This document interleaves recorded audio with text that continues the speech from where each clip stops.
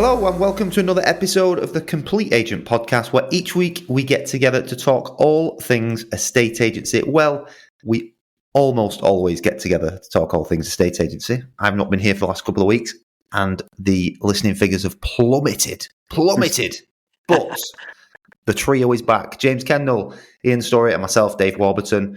Lads, how has your week been? Let's go to you, JK. My week's been good, thanks, mate. The Overlap podcast actually has been the figures have gone through the roof, haven't they? You've been on this one. Touche.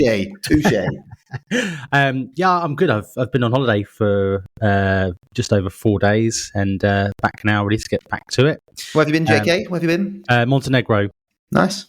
Won't go too deep, but the irony, I was saying to Story before we started pressing record that I'm not a great flyer.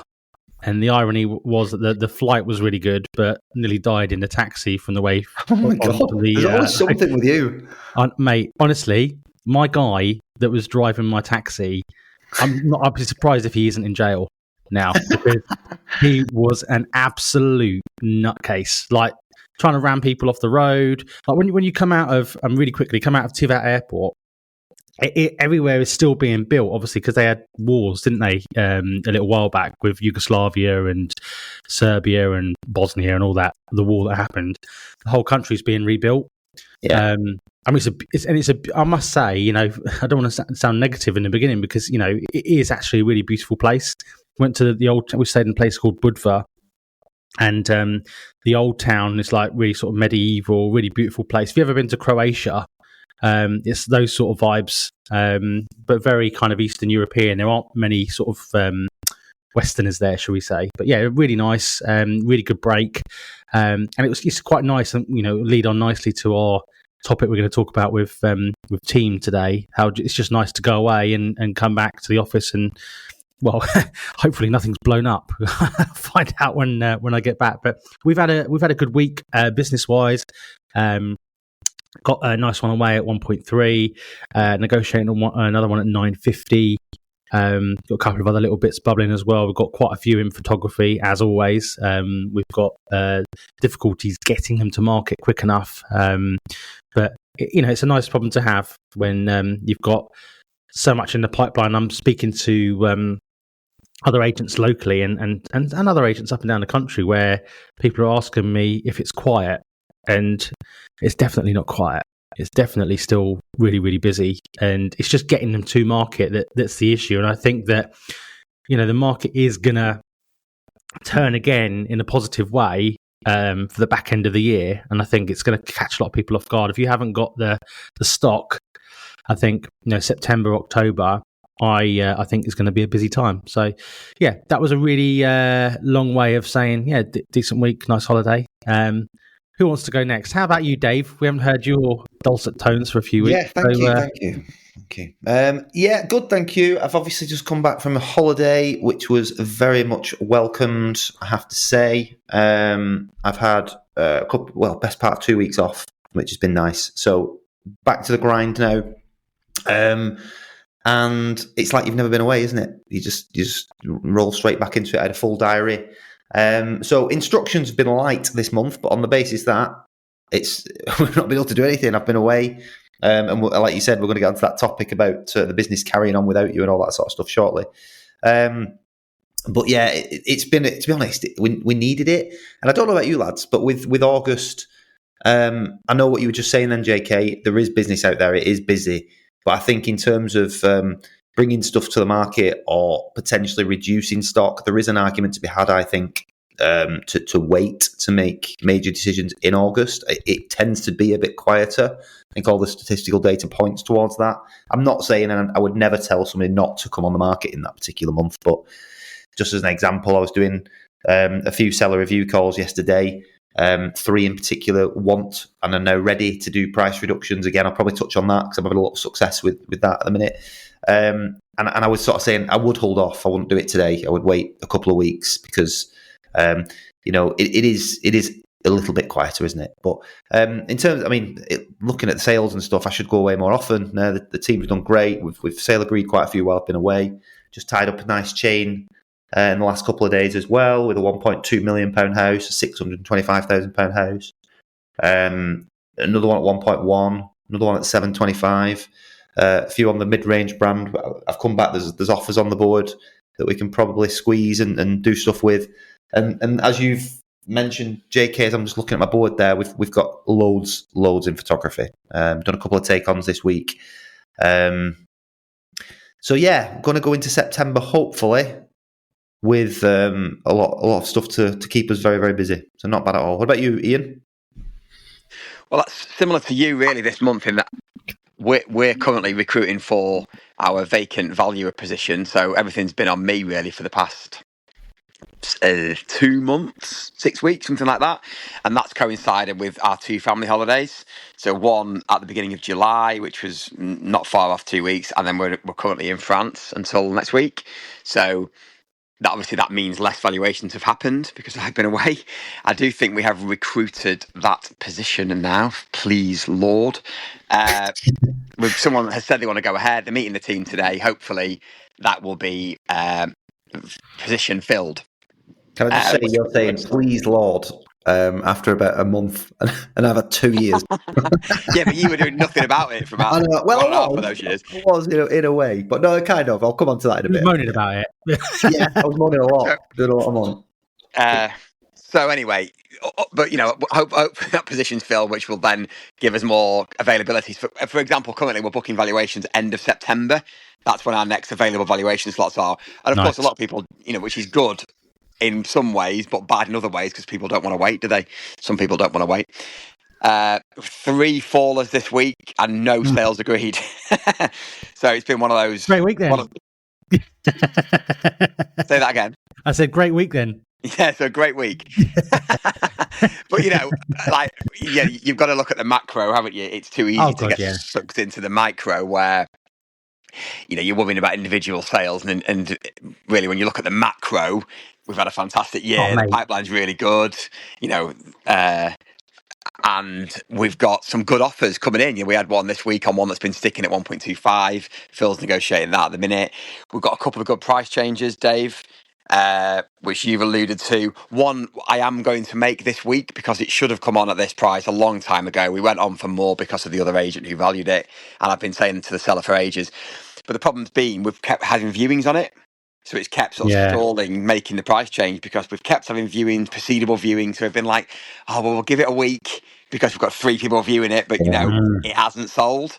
So they are now going to make the change. So I'm going to make the change now because this house is over £1 million, and there are viewings happening across pretty much everything we've got, apart from ones super high end, which are thinner on the ground. The stuff at sort of 1 to 1.5. There's viewings. There's quite a lot of regular viewings happening every week. I think there's an interesting debate on price and launching in August as well. We've got a couple we are holding back that are going to want to launch in September because of family holidays, etc. as well. But there's also an argument to be said that if you launch now before everyone else launches, because I feel like there'll be a lot of people that are on holiday and go, well, we'll put it on in September. Mm-hmm. You can get ahead of everyone else that's going on the market.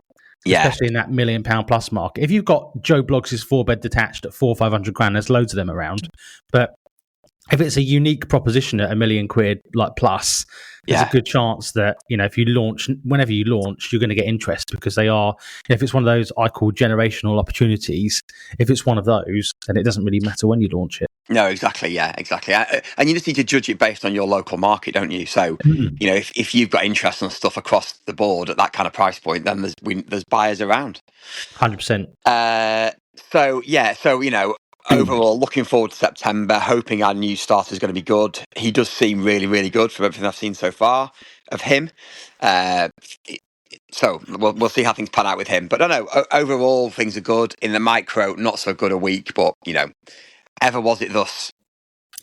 I think just touching on something you said there, Ian, like you've been saying, you've been maybe holding out to reduce a couple of house prices with clients because, you might have a viewing and then you're about to do it again and another viewing comes along. I do think there's an argument again to be had, and not straight away, but if that coincidence keeps happening, it almost suggests that, right, well, is it an indication that the market's picking up a little bit for that particular property? Because we've all had it. I mean, I've had one that's stuck for ages. It's been on with another agent for ages. too high in price. It came on with me a bit too high, but it's one of those that has to sell. So she said, please, can we try it at this level? We'll try it at your level if it's not going anywhere. It's like, yeah, great, no problem. So we did. It had absolutely nothing. Then out of nowhere, it had 3 viewings in like 2 weeks. And it seems to now be picking up a little bit for that house and others around it. But it's like the conversation I had with her was, look, the longer you keep doing that, the longer this whole process could go on. We need to bring it right back down to what are you trying to achieve here? And the marketing price and the valuation are 2 different things. So if anything, it'll just give us leverage. Yeah, so that's right. Let me handle that. So don't worry, it might just bring more people to the table. So even if it's on at 1.1 million and they're going viewing it, and you change it to offers over 1 million this week before that viewing takes place, doesn't mean you're accepting any less. It means that you might have another couple of parties viewing it at the same time. Yeah, exactly. And you can use that. So I'm not saying that's a definite route, but it is one to be had if it just keeps getting delayed. But it is. As we know, pricing's key. We're going to come on to it, I'm sure. But yeah, we've also discussed with this particular client that this particular client, by the way, is emigrating, so they know they need to sell it. Yeah, and we've discussed with them that really it needs to go in August, very early September, to be able to be gone by Christmas. Yeah, there you go. There you go. That's a good motivator for them. And again, it's fine. Just finding out exactly what and why they're doing this. I mean, I was with a client last night doing a valuation. I was the 4th one in, and all the people before me, every single one of them had said the house was worth 750 to take 7. And I'm saying, oh, no. I said, look, all the data is like late 6s, to be quite honest with you, and 7's probably your best case scenario. I explained to them why I felt that 750 was a bad strategy, talking about the right move. Filters, I mean, just for clarity, the next filter up from 7 is 8. So somebody literally has to type in 800 if it's over 7 and it's not worth 8. And then I said, someone's been on holiday. What's that? Isn't there a 750 filter There now? is now a 750 band, yeah. There is on the mobile app, but not on the desktop app. Okay. Did you know that? Oh. Yeah. Yeah, I did know that. I was just testing you. Oh, yeah. That's all I did while I was on holiday. I checked this stuff out. So anyway, we were talking about that. But anyway, it's not worth 750, to be honest. No. So we were talking about that, and then and they've not sold a house for 30 years. This is the parents' house who sadly passed away, and within about 30 to 60 seconds, they'd gone from, we don't want to give it away and try too low, and not made sure we've tested the market. And I said, well, what are your ambitions for it? How quick do you want to get rid of it? Has it got to go this year, or have you got a bit of time? Oh yeah, we want it sold very quickly. So you see, yeah, exactly. So I'm like, so the advice to put it on in excess of its market value to sell quickly just doesn't make any sense. No. So yeah, the conversation quickly turned to, it makes a lot of sense then doing it that way to try and push people through the door. So we'll see how it goes. But I do also think at the minute, the sort of general market sentiment amongst the public is that things aren't particularly good. Yeah. Well, maybe because they're not, but that is the general sentiment. So I think it's easier currently to get people to understand the pricing strategy that we suggest. I think sellers are a lot more on board now. I mean, there's an argument probably a few months back where sellers thinking it's 2021, buyers are thinking it's 2008. There's a little bit of disparity between the two, but it just seemed that the media is doing the legwork. Yeah. Just on that, you touched on something before we pressed record in about these potential CGT changes, and I think they're important to kind of discuss and talk about maybe for a minute or two, just so anyone that listens to this podcast is aware of what's been mooted. So if you are sitting across the dining table from somebody, you do need to be positioned as the expert, because if everyone else is, like you just said, Dave, everyone else is going, oh, 750 to put your house on at 7, and best price guide, what's the market actually doing, and what are the mootings of what's going on in the market? So for anyone that doesn't know, there has been rumours of Labour bringing in capital gains tax on the sale of people's homes. Now, to put that into context, if you imagine someone who bought an average detached house in 2010 for around 250k, and it's now worth, I don't know, let's say 440, And let's say, for example, I don't know, I'm moving from Cheshire to Bedfordshire for a new job, so I want to move to another house of, let's say, the same value to, a joint family or new job. You'll have stamp duty of around 12 grand, which is already going to be a problem. But if CGT applies, a capital gains tax applied, there'd be a gain of around 190k and capital gains tax of 45,000. Yeah. So run those numbers again, JK. Sorry. So if you bought your average detached house, let's say in 2010, for a 4-bed detached house, let's say for 250k, and it's now worth in today's market, let's just say hypothetically 440. You've got stamp duty of around 12 grand. But then there's also a net gain of 190k. So you'd have capital gains tax of around 45 grand. It's just messing it just know, reading an article in the Times, I think it was the Times. There's no other developed country in the world that does this. I don't even want to go into it. There's countries like France, Germany, etc., but they've got an exemption, so they'll let you defer the gain if you're buying a new house. So it's only taxed if you sell it without buying a replacement. So, i.e., if you emigrate, okay, then you have to pay it. But if it's a bit like, I suppose, the stamp duty, second home tax. If you're disposing of your main residence and buying another main residence, then the surcharge doesn't apply. But then they're also talking about, what if it just applies on the high value properties? Yeah. Of properties, say over, I don't know, 1.5.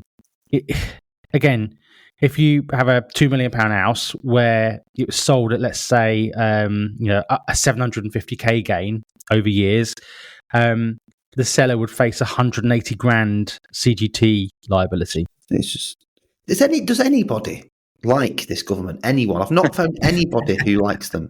Will they not just fuck off? Yeah. I'm so angry at them. But you know what makes me laugh though about this is because what they need to do is they need to incentivize the people in the bigger houses to sell, not stop them doing it, and incentivize businesses to thrive and succeed. Yeah, absolutely. But really, honestly, we need to get that soundbite sorted. Yeah, I was saying to JK before. How long have they been in power? And it's just over a year, isn't it? God, it feels like so much longer, doesn't it? That we've got to wait to vote them out. And what damage can they do in that time? Yeah, it is. Yeah, I mean, I hopefully they won't. We had the mini budget in 2023, and that it was 22, wasn't it? When it was Truss and Kwarteng. Yeah, bring them back, please. I know. A lot of this can just be, media headlines and not actually what they're going to do. Yeah, but you say that, but a lot of the time they do filter things out to see what the sentiment is, and then they go, of course, that's what I mean. Yeah, that's what I mean. To see what the commentary is and the general feel of the market. But I mean, that's something that's, just taking those figures and being able to articulate them across the table, is not, the reality is it may happen, it may not, but these are the things that people are reading in the news. Being able to articulate and have an opinion on something like that can separate you from like Joe Bloggs comes in with the best price guide charging 0.5% and overvaluing it by 50 grand. So that's just worthwhile knowing. We were going to dive into a bit of sort of structure and business, Dave. Yes, I was actually just as well. We touched obviously on what the market is doing again, and the latest house price index came out on Monday. I just wanted to quickly run through that, if that's okay, because I think it's very, very relevant to what's happening. I mean, JK, you said right at the start of the pod, properties are selling, and I've gone to a few houses over the last since I got back from holiday that have been on the market with other agents for a while, and you'll know the story, lads. When you're speaking to these other these clients who've been on with other agents, that they're basically saying that the communication has been poor. They've not heard from their agent. There's obviously usually marketing holes and stuff like that, but the main gripe is I've not heard anything. And when I have, they're just asking me to reduce and telling me that the market's terrible, but it's not actually the case, and the stats back that. So I just wanted to run through a few points. So the average asking price. So this is how I'm framing it with people, just to try and get some realism on price. But the average asking prices now are starting to come down. It's the third month in a row that they've dropped. So it feels like the country, the people who are on the market, are starting to understand that things have changed, which is welcomed. And it possibly is in combination as well with we normally get this in August. People do start to reduce the prices in line with September becoming very busy and people in their heads wanting to be before Christmas. So obviously asking prices came down again. Rightmove again, you've got to remember they've got all the data. So they're saying that the sellers who price realistically are driving activity. Yeah. And it was the best July for sales agreed in 2020 since 2020, which is good.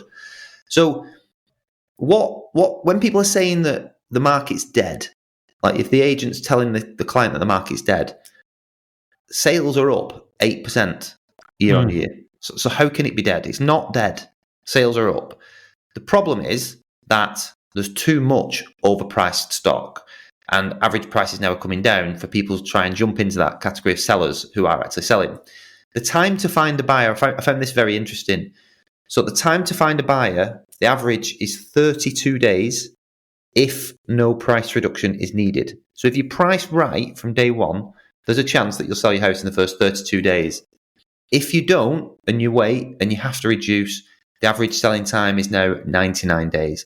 So if you price incorrectly, it's going to take you more than 3 times as long to sell your house.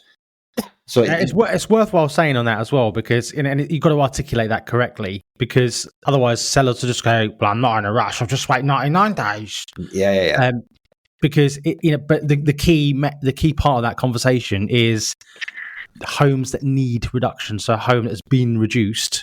So you're now back at that price, but what damage has that done for you as well? You've waited 3 months, you've sold, but have you sold for less? The chances are probably yes. Mm-hmm. The key as well, though, don't forget, is a lot of areas have been falling. So if the area house prices are falling and you wait, then you will miss the boat. So if that seller who is saying there, well, I'll just wait 99 days. It doesn't work like that. If you're in a falling market and you wait to reduce your price, then by the time you've reduced, the market might have gone with you. And don't forget, I mean, we're big advocates of using data on our valuations, data loft, things like that. Land registry is behind. It's always 3 months behind, and it's always indicative of sales or offers that would have been made 3 to 6 months prior to that. Yeah. So you are often looking at outdated data. So using the Rightmove House Price Index statistical data on your valuations is really relevant. Yes, it's a national overview, but it really covers the sentiment in the market. The homes are, I mean, even some more data though, mate. Homes are up. The stock's up 10% on 2024. So buyers have still got more choice. They're interesting bits about inflation, but inflation's just reported to go up as well, isn't it? Inflation's up. So there's a lot of different mixed messages that are out there, but the reality is, and it's always the same thing, isn't it? It's what you articulated it brilliantly a few weeks back, Ian. It's so simple. If they're priced right and marketed well, they will sell. Yep. Well, it's always been the way, hasn't it? I mean, it's just true. When when sellers ask you, why it's not selling, well, there's only ever 2 reasons: marketing and price, basically. We're just putting together a client handbook to give to all of our clients to really ram this home at the start of the marketing. So we're going to send that to them when they've signed and paid. So when they've sort of, committed to using us, we're going to send them the client handbook. So there'll be a decent amount of stuff in it, but there's a big section in it on the 3 Ps, 4 Ps with patience, because I want people to understand that from the start of the process. Yeah. And that will then make it much easier to have pricing conversations further down the line. Just before we jump onto the structure thing, sorry, mate, go on, you finish. No, I had finished. I was just making a funny face. Oh, good. I just like they looked. We lost one last week. A house that we'd had on the market for a little while, because I just, to be honest, let it go. We'd had conversation about it was on at 750. I'd never said 750. I'd always said 700. Reluctantly, after 3.5-4 months, they went down to 700. I said, to be honest, we've missed the boat.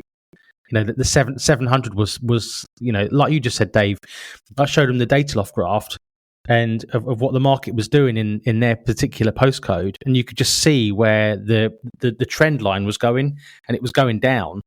And, you know, I said, now we need to action this now if we're going to sell.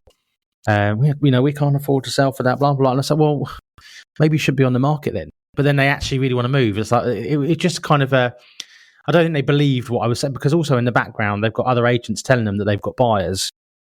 But I've also said, you know, we've got a clause in our contract, like we'll split the fee with them, get them round. Obviously never materialised. Anyway, last week she comes to me and goes, well, you know, they reduced to 700, like 3 months too late. Came to me and said, well, you know, it's not worked, has it, at 700? And I was like, I did say we need to do this earlier. And I do think, you know, in the nicest way, we're talking late 6s now rather than offers over 7. And she goes, well, you know, another agent reckons they've got buyers. And I just got to that point where I was like, do you know what? Just go. You're not going to listen. You not value what I say. You know, it is what it is. Go and it's gone on, and the photos are awful. The price has gone up. And it's just a classic example where I was actually listening to Matt Giggs' podcast the other day, and shout out to Matt. And there was a debate. I can't remember who it was, but they were saying that like listers are incentivized to list, and that just spoke volumes to me. I mean, this particular agent, you know, if you look, Gatesy's done figures on agents similar to this, you know, and they're exchanging on like 38-40% of what they sell, of what they list. Sorry, and that is just absolutely insane. But it's just classic where they've gone out, you know, nodded along. You know, I don't know if you've ever seen that meme of like Tony Blair on the sofa, like going like that, and like listening to the same old crap 10 times in a row just to get them to list. And they've literally textbook corporate listing where price has gone up. They've probably taken the photos on the day, told them that they've got buyers, and they've gone back to the office and gone, right, we need to get some viewings on this house. Like, you know, who can we drag around here for some viewings? And then the seller's going, well, they've done more in a day than they've done in the last 3 months because they've got viewers, you know, but all they've got is Mr. and Mrs. Miggins that they drag around the house on a Sunday afternoon just to have a look and go, oh, it's a lovely house, but just don't think it's for us. And it's going to go absolutely nowhere. That's a bit frustrating. But hey, look, it is what it is. You know, you can't win them all. But you know, c'est la vie. So you don't want to win them all, like, do you? You don't want to win them all. No, I mean, well, you'd like to, because it would be a very profitable business. If they're all, but only if they're all priced correctly. And that's what I mean. Yeah, 100%.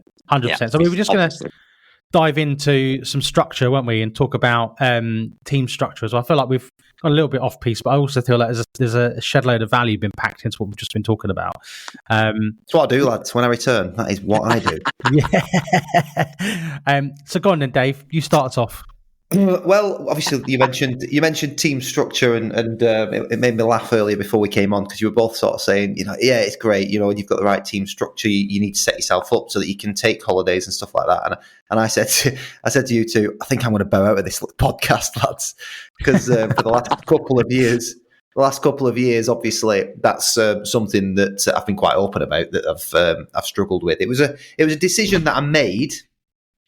Conscious decision that I made, that when I lost a couple of key people in the business and had some changes, that I was going to sort of go back full time on the front line, so to speak, because I was in a period maybe around 2021, 22, where everything was looking after itself, and I felt like I had the right full team in place and stuff like that. And then obviously, you know, you get a couple of vacancies and things can change. So we massively changed the way the business was operating anyway, and the sort of way I wanted it to look. And I wanted to be right in the trenches, if you like, doing all of that so I could see it and feel it. And I actually said at the time, I'm going to give it a couple of years like this. And I knew it was going to be tough, but it's been very, very worthwhile, really worthwhile. But it has meant that some of the other areas of my life have suffered a little bit. And I'm pleased that I'll be coming out the other side of it because, as you've said, Ian, you've been looking to recruit and you've managed to get someone. You think now I've actually got somebody coming in at the start of September. I'm going to need somebody else as well. I think in the sales team, probably on the letting side. But I'm in that position now where I'm looking to proactively recruit in other areas as well. So it's something that everybody craves. And I think a lot of people have the same issues, cash flow, knowing where to put the right people. And that is why the sort of mid to high end of the market is really rewarding for that. Because when you are quieter and things are not going as well as they could be from a unit perspective, it doesn't necessarily matter as much, does it?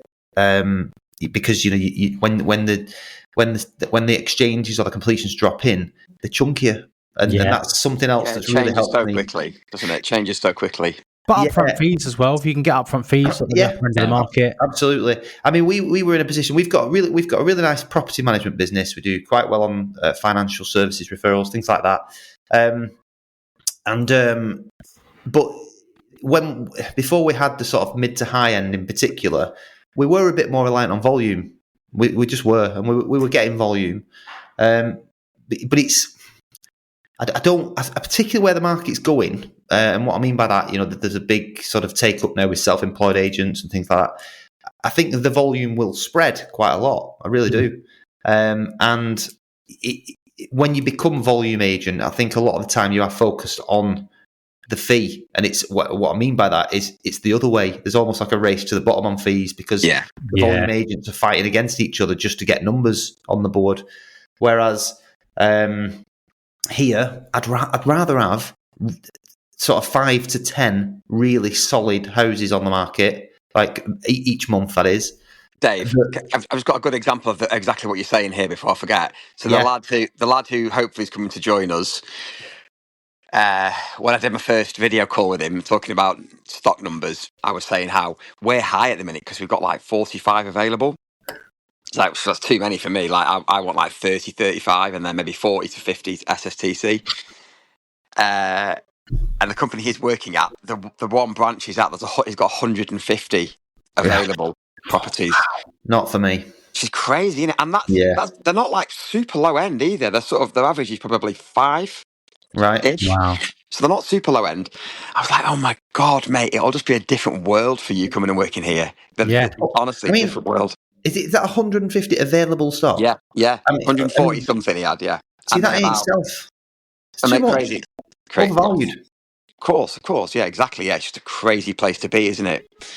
So it sort of brings it home how the three of us and agents who are like us, agents in the TCA, we do operate in quite a nice place, really, compared to an awful lot of agents. You've got to remember that, haven't you? People are also stuck in the mindset, though, as well of taking somebody on. So if you want to take a salesperson on or a valuer on, let's say, for example, you're paying, I don't know, 30, 40, 50 grand, whatever it is you're paying a year. People are in the mindset of they see 50, 30, 40, 50K, and that's coming straight out of your bank. And you've got to get yourself into the mindset of it. It's a 3 to 6 month exercise. If it's going to fail spectacularly, just cut it off quicker. Yeah. It's a 2 or 3. You'll know after the first week somebody starts whether they're going to be with you in 6 months. And I think there's a real skill and power in recognizing if somebody's going to be with you on the bus for the long term. You'll figure out what they're like. Sometimes people don't always come out of their shell in the beginning because they're still, getting to know people and be comfortable. But, there's a saying, isn't it? How you do anything is how you do everything. And how that person treats their colleagues and how they treat other people and those kind of their values are what bring bring them into the team and whether they're going to be a good fit for your culture, but what they're actually like as a person can dictate. I've recruited 3 people into the team in the last 12 months and everyone's got their own, I suppose, personality, and everyone's got their own little quirks, etc. But they've all, thankfully, touch wood, they've all been good hires. But I have had people before. I did hire a lady to work in admin, probably 18 months ago, and it was gone. See you later, because it just wasn't right. She knew it wasn't right, and it's just one of those things where, yes, this cost me 2-3 months worth of salary, but what's the cost otherwise? When you're that busy and you've got stuff in the market, if we didn't have those calls getting answered, then what would have been the cost? So don't look at it as 30, 40, 50k up front. Look at it as a 1, 2, 3 month experiment that if it goes right, then it's going to pay you dividends in the long run, and they're there to make you money. It's not a cost. That person is sitting there to generate more money. We're talking about valuers and salespeople, but also equally, they're not valuers and salespeople, and they are complementing you. For example, if you've got somebody that's, let's say, for example, if you're listening to this and you are an agent, let's say in the mid to upper end, and you're a one person outfit, for example, you may be earning 5 to 10 grand a month now personally, but you're always exhausted. I've got a good friend of mine. I said to Ian before we clicked record on the pod, that owns their own business, not an estate agency. But if he broke his wrist tomorrow, he's got no business. He's got a lovely car, he's got a great house, he's got loads going on for him. But the reality is, if he can't work, he's got no business. I said, you have no business in the nicest way. You just got a really well-paid job that you're in charge of.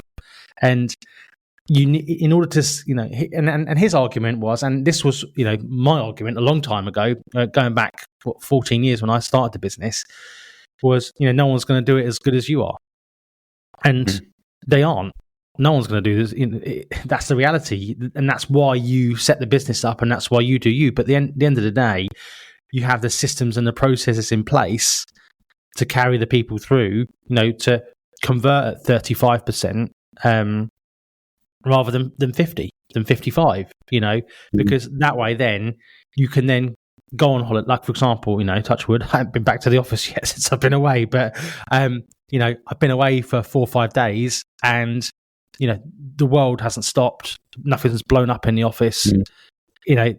Life goes on, and I've done that where I've gone away for 10, 14 days, and we've all talked about how we've got, because the way we run our businesses, and when you deal with the top end clients, we've all been around the pool negotiating a 2-3 million quid deal, because and part of that is it's not a necessity. If I didn't want to do that, I could palm it off elsewhere and somebody else could do it, but I actually still get a buzz from being on holiday around the pool. Yeah, we had it.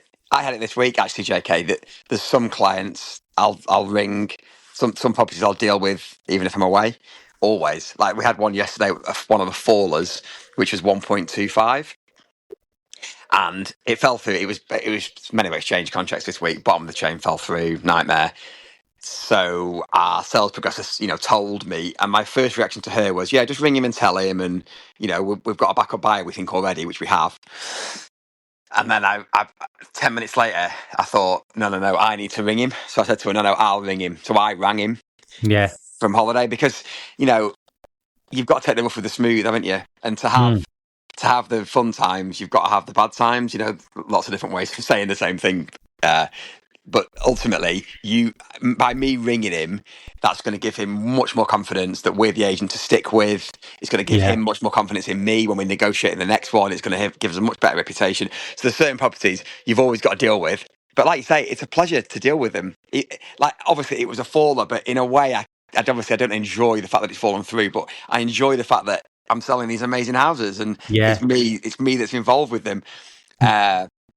And then the rest of them, the team are, the team are picking up while I'm away. But it is having those people to rely on is the key. And for me personally, with stories, we've got that. It was just this valuer gap that we had. We're the same, Ian. We're the same. I mean, like I say, I've just been away for a couple of weeks, and I feel so comfortable doing it, in the sense that I've got a brilliant team that will do everything when I'm not there, and I'm not worried at all. The only thing that had been stopping more recently was valuations. So you kind of pick and choose when you go away in the quieter times, really. But that didn't bother me, and I think just a couple of points I picked up on there is,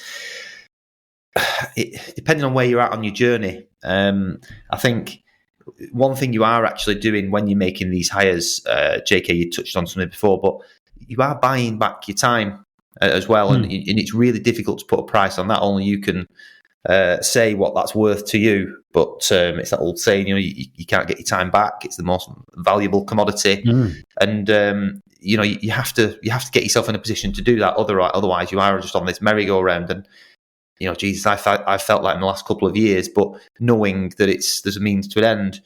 And I think I don't want to turn it away from the structure, but it is very relevant. Fees help with that. So, like if you not recruit people on fresh air. Yeah, but this is it. So my point is, if you're a bit of a volume agent, you're going to be really, really busy and running around like a blue-ass fly. And there's no question, if you're like from the self-employed background, at some point it isn't, I'm going to go and play golf for 3 days and do a couple of valuations and we'll be absolutely fine. If you higher volume but lower value stock, I think at some point it's going to get you. And you will struggle sometimes, particularly when it gets quieter and there's more competition. There'll always be another agent that comes along who starts taking a chunk of business. It happens in every area. There'll always be overvaluers and people undercutting you on fees. It's always been there in every single area. But having been there, it's okay. But when it does go that way and it goes a bit quieter, that's when the problems come. And what I've learned over the last sort of 4 or 5 years is that having that mid to higher end opportunity, it just relieves so much pressure.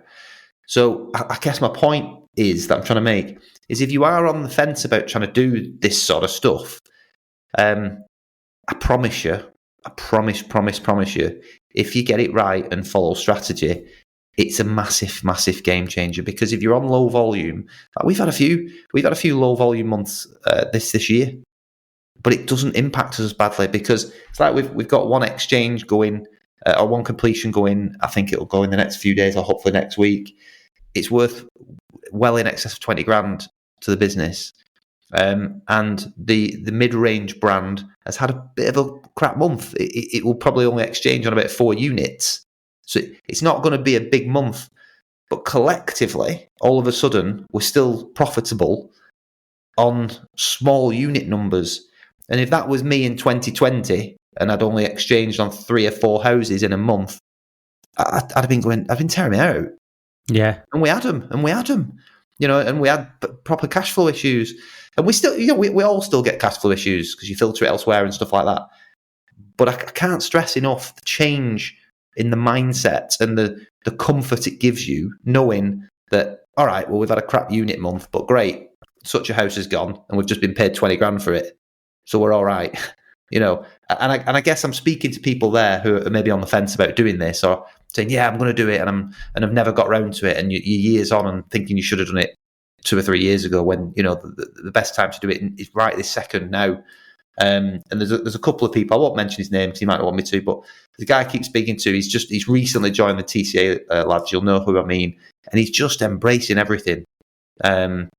And he I think he messaged you as well yesterday, JK, the day before. He's just done his first couple of presenter-led videos, and he's absolutely buzzing. But he came back to me to say, I did the videos today. I didn't realise how long it'd take. I probably messed up a little bit there, and I said, yeah, but it's like you've done it now, and then the next one will be even better. And he sent out a load of buyer letters, and he's got a great result. He's sending it on the market letters. He's getting a great result. I think they're going through a bit of a rebrand. Can't remember doing a website. I'm like, that's it. He will be absolutely fine in like 12, 18 months, 2 years. He'd be laughing. 100%. He's going to wonder why he didn't do it sooner. Yeah, I'm absolutely buzzing for him. Because I've done it. We've all done it and seen it. And there's so many people that could just jump the queue. Do you see what I mean? Yeah. Just got to execute. Yeah. I'm really passionate about that, because like I've said to you, if you go away and the volume is low and stuff like that, it can really stress you out. And not having the right team as well. Obviously we're talking about structure is so important. Little tip for somebody from, if you go back to, the one person operator, because there are, I speak to a few people that listen to the pod and they are one person outfits. It might be sort of part of brokerages or, just for themselves. Having been there myself 14 years ago, when I first wanted to grow, like the first thing I did was take on somebody to do more of the admin stuff, and that just freed me up. And little bit of a hack was I got involved with 2 really good local conveyancers, and that they used to just send me weekly updates with what was going on, and they were very proactive, really really good. We didn't take referral fees from them or anything at the time. And it was just a really good. It was not like almost having a sales progressor in the business for free, and sales progression can take up so much of your time, and it was just a really good kind of bolt onto the business for free with 2 solicitors that effectively I almost kind of funneled majority of my pipeline, the buyers and the sellers where I could, into these people because I knew they were good. And I knew they would do a great job for them, but also the communication was good, and I could also, give updates and kind of get a grasp of what was going on without having to put, too much into it. And then the admin person, going from talking earlier, earning 8, 9, 10 grand a month to, earning, 7 or 8, but like you said, buying your time back, it then gives you time. So if you then want to have a day out of the office, the phone still gets answered, stuff still gets booked in, the world still keeps turning. Yeah. So then your next hire then can be, your salesperson. And it's all about, if you want to, look, sales only businesses aren't really worth a lot anyway. We had Lucy Noonan on the podcast a few weeks back, and your sales only business is never going to be worth a fortune unless you've got a multi-branch that a corporate can buy up. But if your business is a lifestyle business, which a lot of businesses are, they are paying your bills, they are supplementing your lifestyle, then you need to make sure that the business is working for you and you're not working for the business. Yep. Because just going back to my friend's business, he is the business. He breaks his arms, he breaks his leg, can't drive. That business then stops then for 6 months, a year. You are the business. And even, I've gone from having a team of 2 or 3, you can't turn back the clock. Absolutely not.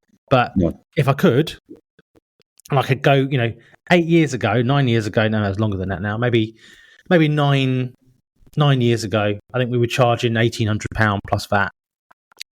Big numbers. Yeah. But there's still people out there that are doing that now.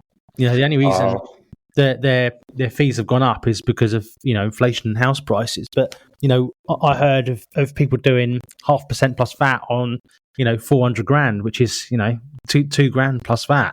It does make me feel a bit sick when I look back. It's just. I don't know. I just you just don't value yourself, do you? If you're going with these numbers, it's crazy, and I just think, what's my time actually worth taking on these numbers? But you do have a different outlook. I think you're looking at the volume, the volume stack almost. But the problem with it, if you're going into these lower value homes and saying, yeah, all right, well, you've done your pitch, and somebody said, Joe Blogg's estate agent said they'll do it for 2 grand, and you're 2.5. So, and you just go with it. You have got that stack 'em high mentality, and you'll just keep doing it. Yeah. And the point there is, you could easily go to one house and have 5 times that if you do it properly. Yeah. But you got the mindset you got yourself into, because you think, who's one of the biggest things I had that stopped me from doing the mid to upper end was I thought, who on earth is going to get a council house boy to sell their multi-million-pound house? Yeah. I thought, I'm not good enough to do that. There's no way. Yeah. But the reality is, if you think you can't, you can't. JK, you're 100% right. Because again, I used to look at them as well and go, I haven't a clue what I'm doing. There's no way I could walk into that £2 million house or that £1.5 million house and meet that really successful businessman and tell him I know what I'm doing, because I just don't. I'll just stick to these 2-bed terraces and 3-bed semis. They're my people. Yeah, and it's to be honest, it's nonsense. There is a place for that. There's no question. I mean, that's why we have the mid-range brand. You know, we do it, and it's great. We get. I mean, we've changed and continue to change that model slightly, simply based on the success that we've had with the mid to higher end, and like I think I've mentioned it a few times, our Burton James brand, which is our sort of mid to high end brand, is. I see the other one now, rather than a cheaper brand, as a watered down version of the other, and we like to attract the 300 where we are, 300 to £500,000 market. It's a good market. You know, there's some great businesses out there, by the way, that do volume, but that do that end of the market. And we're not, you know, don't get me wrong, we're not dissing the people that do that market, because, you know, we'll still sell stuff at 300 if the fee's right, and the client's right. But also, as an agent, you've got to get yourself into the mindset of the, you know, the quality of homes, and people will pay for service. You know, it's the difference between if you've been to, you know, a Butlins, and if you've been to a top of the range Middle Eastern hotel, you know, there's a difference between paying 150 quid to stay somewhere for 7 nights and 12 grand. And what does it feel like? But, you know, you're not paying for the same product. You're not paying 12 grand for a Butlins, 12 grand for a holiday that you're paying in the Middle East. You know, you walk the way that you're brought to the airport. You know, you're picked up it's all about the service and how the tangible feeling. You know, the reception greet you, the quality of the food. You know, it's the whole experience. And to relate that back to a estate agency, you know, the quality of the marketing. How does the person answer the phone? How are you dealt with when someone does a viewing? What's the valuation like? What are the levels that, you know, when the valuation is done, that the agent goes through? You know, are we just talking about a best price guide, wet my finger in the air, put it on at 750, or, you know, in some cases put it on at 1.5? You know, what do you want to do?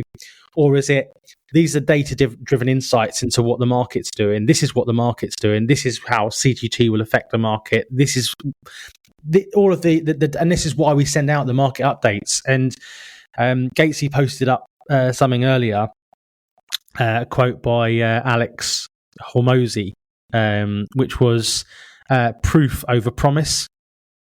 And what that means is, you show people what you're doing. You're not telling them what you're doing. So you're not saying, I'll sell your house. You can show them. Yeah, for example, for us, it's bringing the brochures out on the valuation and going, right, well, we've sold this and we got, this is the result we got from that. This is the result we got from that. The 16-step plan, and having in the back of there all the people that we've sold for before with their telephone numbers underneath. So here's the result. Here's what happened. Video testimonials that we've got as well. We've got some fairly sort of rough and ready video testimonials. I think Ian posted the other week that he got one from his client that he forwards on to people on WhatsApp. Yeah, I won a £1 million instruction at 2% the other week off the back of one of those videos I sent over. And I said, look, don't take my word for it. This came from one of my clients, and basically says along the lines of, you know, another agent came round, James sold it at £250,000 more than the other agent, and it could, you know, we had a tricky chain, and yes, he was more expensive, but you don't realise what you're paying for until you really need it.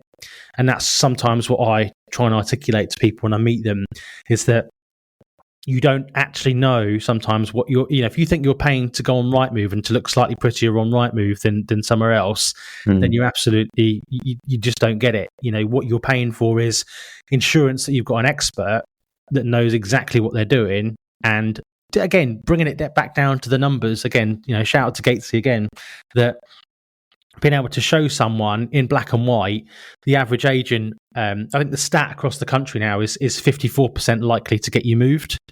Whereas our stats from 2024, when they were done, were 88%. I think they've dropped slightly now to like early 80%. So, you know, do you want 80% chance to move in, or do you want to leave it to the flip of a coin? You know, do you want 3% more for your house than the average agent, or are you not bothered what you get for it? So being able to articulate that and put it into numbers can make a real difference.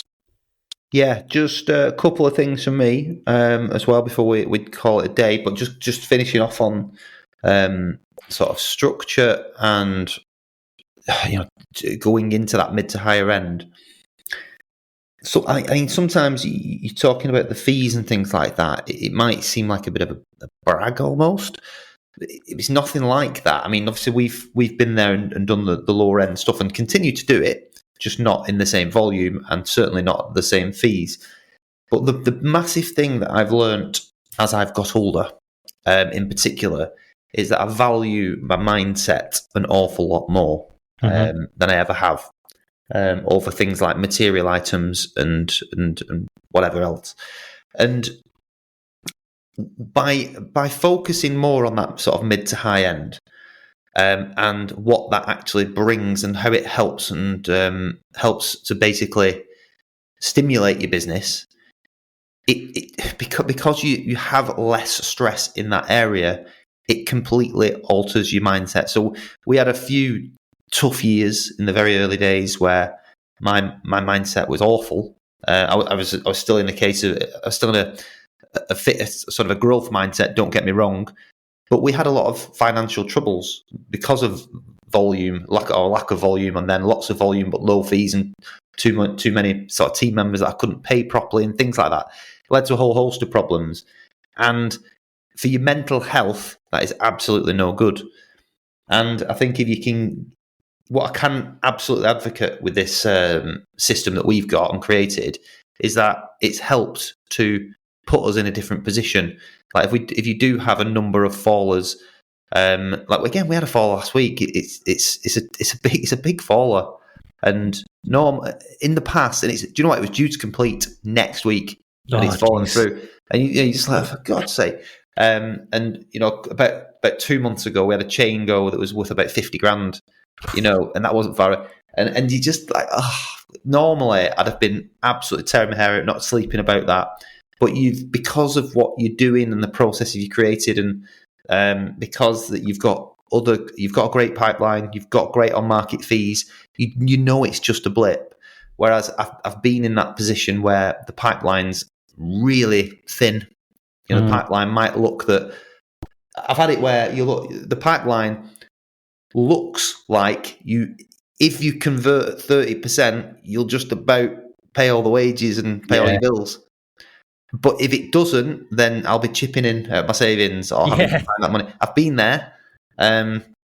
Whereas, like I say now, because you get those big chunky ones. I mean, I'll not give any numbers away on the pod here, but we've spoken in the past, JK, and on our private WhatsApp group when you've said to me, I've got X amount of pound dropping in this week, which is great, and they're big numbers. And then all of a sudden you might have a week or two where you get absolutely nothing.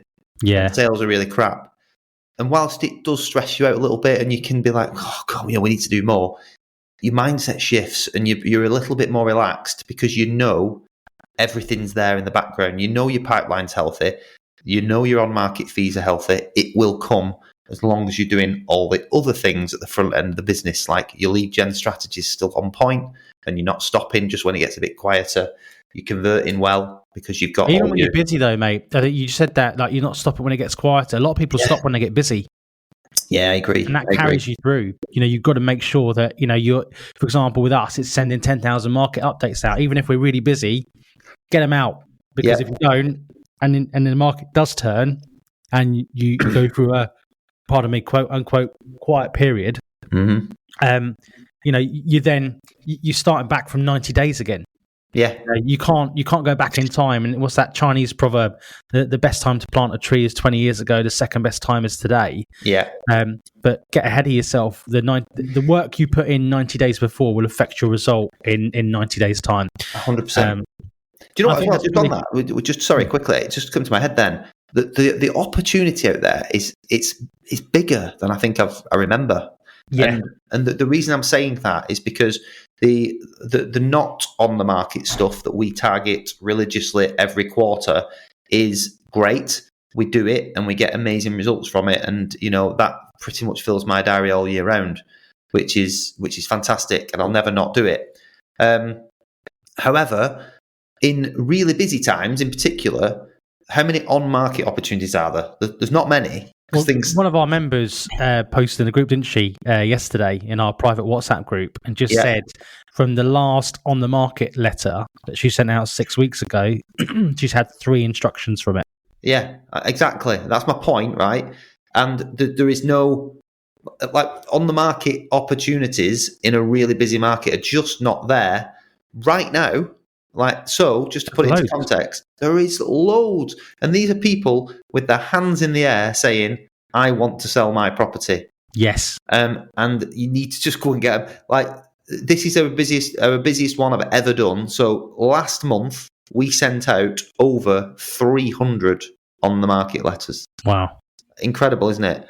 So there's so much opportunity there. We've had some great responses from it. And I don't think I've been to as many properties that are currently on the market with other agents looking for answers. I don't think I've been to as many. The opportunity is there. There's another one that I forgot to mention, and it's something that I picked up on Dave Linley's recent post on Instagram. He's just done his market update video on the back of Gates' stats. So shout out to you both. Amazing guys. But basically, he was saying there that the number of he said it was the busiest month, August. Was it August or July that he was reviewing? I can't quite remember. I think it was August. But he said it's been the busiest month for sellers returning to the market. Wow. Now, they're covering £750,000 and above, but the busiest month for sellers returning to the market. So the opportunity for withdrawn stock is there. Question would be, what are you doing to target it? So the 3 things for me actually would be, I think there's a lot of withdrawn stock that you need to be going back to. I think there's opportunity there. I think you definitely need to be looking after your existing stock and promoting price changes within the next couple of weeks.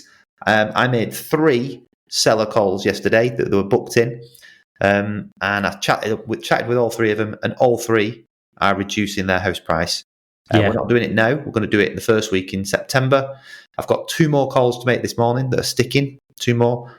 And I'm quite confident we'll get some price changes on those as well. So we're taking action there. But the third one, obviously, on the market stock. I mean, the not on the market stock you should just be doing all the time. But if you're looking Can I just say, Dave, just on that, to put the opportunity into context, where I am in Bedford, within 10 miles of Bedford, 700k and over, no new homes, just available on market stock. How many houses do you think there are within 10 miles over 700,000, not including new homes, available for sale? Just throw a number at me. I don't know. 300. Nearly 500. Wow. There's only 500 opportunities there. You know, and some of those will be multi, but you know, just looking on Rightmove within 10 miles, and what we tend to do is pick and choose the ones we want, and then we'll put the on the markets in the post to them. But there's some really big, juicy stock there, and stuff that we could definitely sell. You know, we had one recently, really frustrating, where we basically did the val and did the work of the other agent, and they said, "Well, we really want to sell." Spoke to the family, and they reduced it by 450k to offers over 2 million, and then sold it in like 2 weeks. And it's so frustrating when that happens. Yeah. But you know, it is what it is. You know, you win some, you lose some. But got to be in it to win it. You absolutely, you've got to go out. You know, end of the day, I was sat in the living room of a £2 million house and in with the shout, but it was just, unfortunately, I did the work for the other agent. So maybe, you know, there's a lesson in that sometimes you need to gatekeep what you're going to do. And actually hit them when the contract's signed rather than... But hey, look, end of the day, I've had plenty that I've gone to have done that where they've listened to me, taken it off, launched it, and we've sold it. So just conscious that we're an hour and 5 minutes in. We love to talk, and I hope you love to listen if you're still here with us. Yes. And we will hopefully see you next week. Thanks for listening, guys.